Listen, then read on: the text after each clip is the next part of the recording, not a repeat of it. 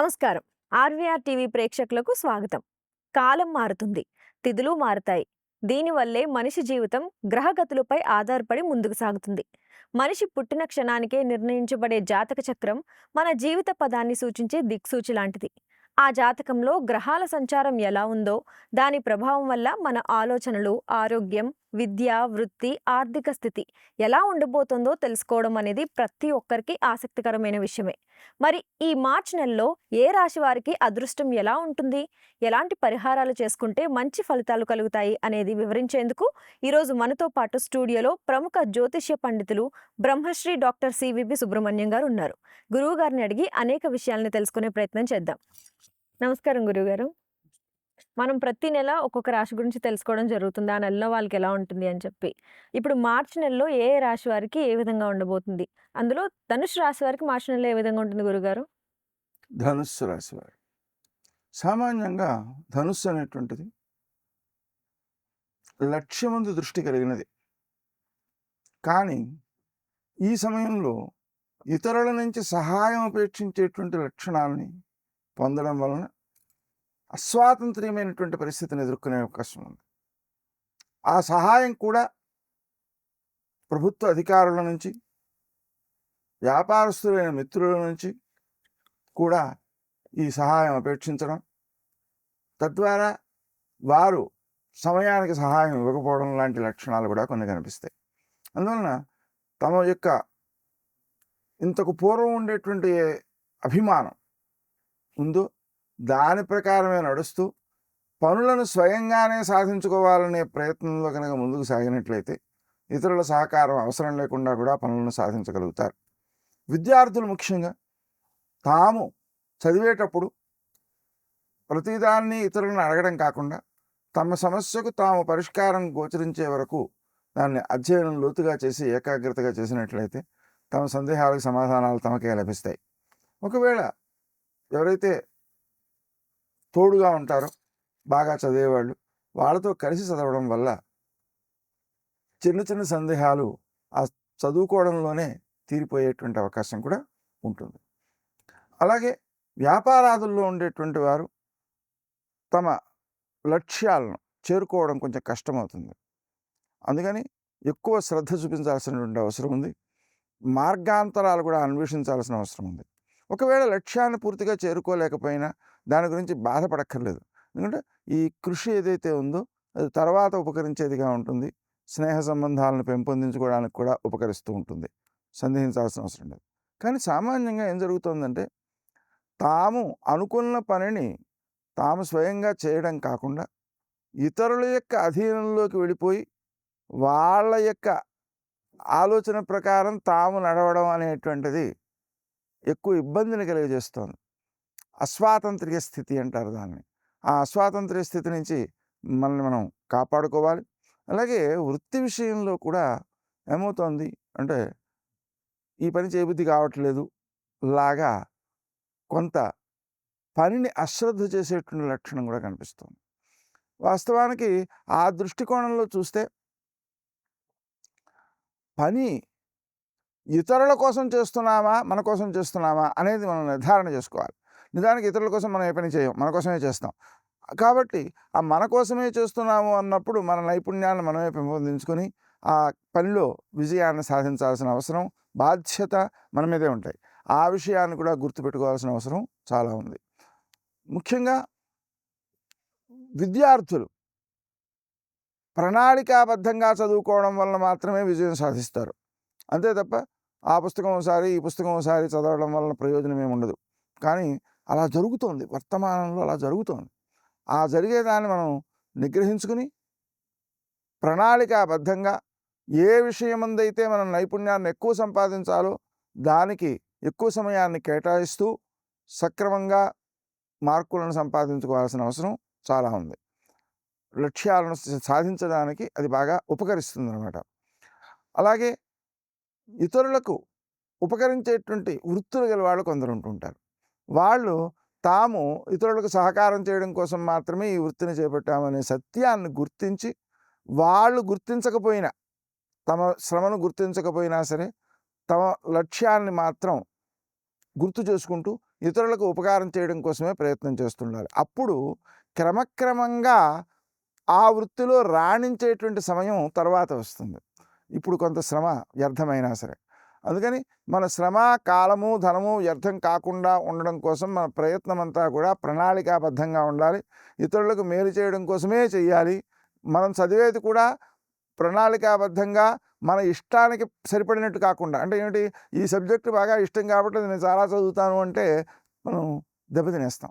కాబట్టి మనకి ఇష్టం లేనిది, ఎక్కువ శ్రమ పడాల్సినది అయిన విద్య యందు ఎక్కువ కేంద్రీకరించాల్సిన అవసరం ఉంది ఈ సమయంలో.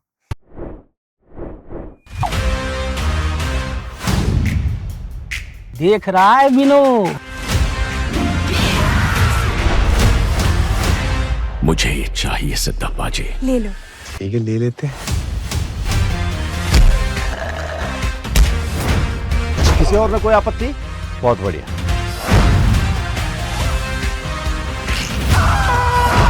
सर ये सब कनेक्टेड है। क्या कनेक्शन है?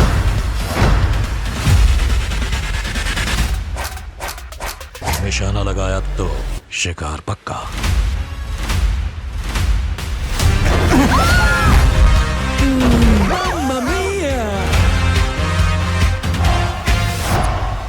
इस गद्दी की गरिमा इस पे बैठने वाले से होती है। Hi, this is Rana Daggubati.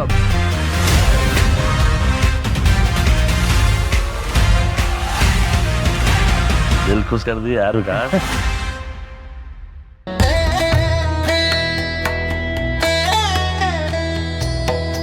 అప్పుడు మాత్రమే మనం విజయాలను సాధించుకోగలుగుతాం. అందువలన మన స్వాతంత్ర్యానికి, మన ఇష్టానికి ప్రాధాన్యం ఇవ్వకుండా ఆహారం విషయంలో కావచ్చు, విద్య విషయంలో కావచ్చు, వృత్తి విషయంలో కావచ్చు, ఎదుట వ్యక్తి యొక్క అవసరాలు మన శరీరానికి హితవుకరంగా ఉండేటువంటి ఆహారము అనేటువంటి వాటి మీద, అంటే ఇష్టం కంటే హితమునకు ప్రాధాన్యం ఎక్కువ ఇచ్చేటువంటి రీతిలో కనుక మనం నడిపినట్లయితే అన్ని రంగాలలోనూ కూడా విజయం సాధించేటువంటి అవకాశం ఉంది. మీకు లక్ష్య సాధనాశక్తి చాలా ఉంది కాబట్టి దాన్ని పూర్తిగా వినియోగించుకోగలుగుతారు. అయితే మాట్లాడేటప్పుడు సామాన్యంగా ఏం జరుగుతుంది అంటే ఆలస్యం జరుగుతుంది. అంటే ఏ సమయానికి ఏది మాట్లాడాలో ఆ సమయానికి అది మాట్లాడకుండా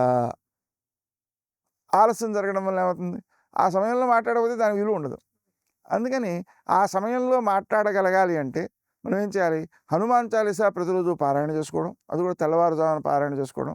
అలాగనే అసాధ్య సాధక స్వామిన్ అసాధ్యంతవ కిం వద రామదూతదయా సింధో ధర్మరక్షాంకురు ప్రభో అనేటువంటి మంత్రాల్ని కనీసపక్షం 108 సార్లు కానీ, ఇంకా అవసరమైతే 308 లేదా 1001 చేసుకుంటూ మనం కనుక కార్యాన్ని ముందుకు వెళ్ళినట్లయితే సమయానికి ఏది చేయాలో, ఏది ఆలోచించాలో, ఏది మాట్లాడాలో ఆ నైపుణ్యాలు పెరుగుతాయి.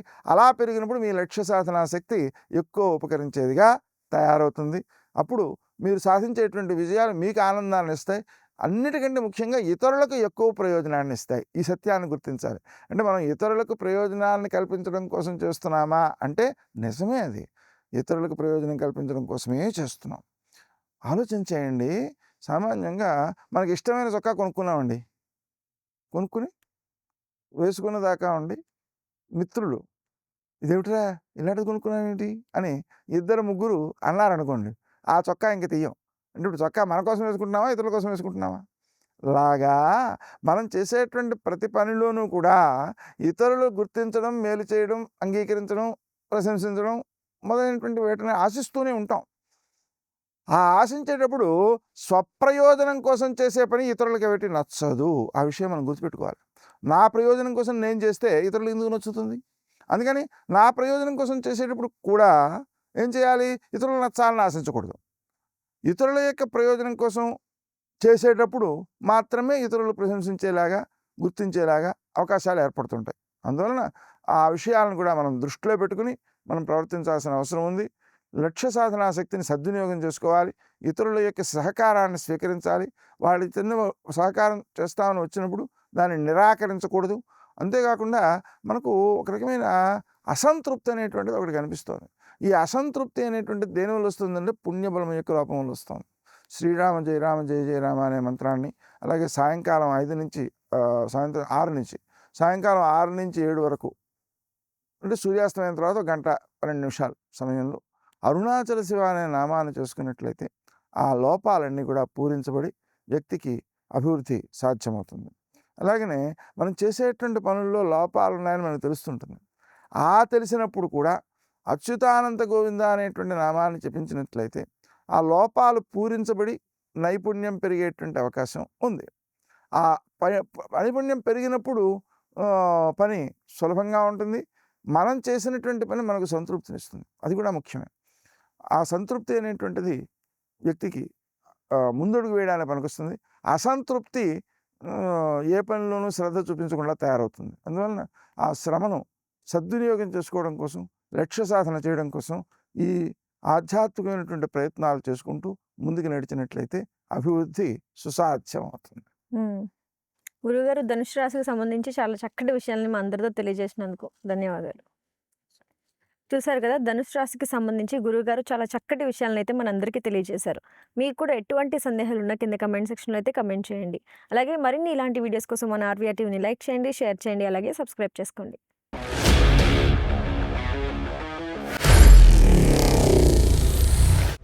Honor Signatus, the biggest gated community in the heart of the city. Spacious 3, 3.5 and 4 BHK apartments at Kukatpalli, High-Tech City. 27.5 acres, 18 towers, G+25 floors, 1695 to 3815 square feet unit sizes. For more details, search for Honor Signatus.